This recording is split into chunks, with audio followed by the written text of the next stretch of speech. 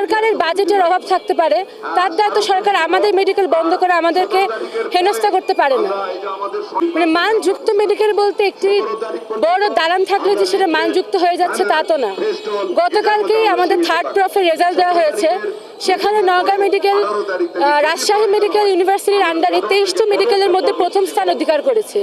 মানহীন হলে নিশ্চয়ই একটি মেডিকেল প্রথম স্থান কখনোই অধিকার করতে পারত না।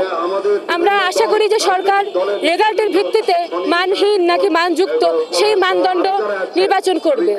আমাদেরকে বর্জন না করে মান উন্নয়ন করতে হবে, আমাদেরকে স্থায়ী ক্যাম্পাস সহ অন্যান্য সকল সুযোগ সুবিধা প্রদান করতে হবে।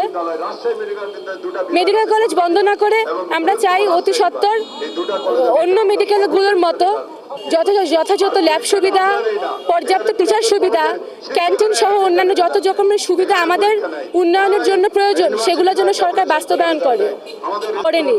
আমরা ঠিকই আমাদের মেডিকেল কলেজের মান রাখতে পেরেছি আমাদের রেজাল্টের মাধ্যমে।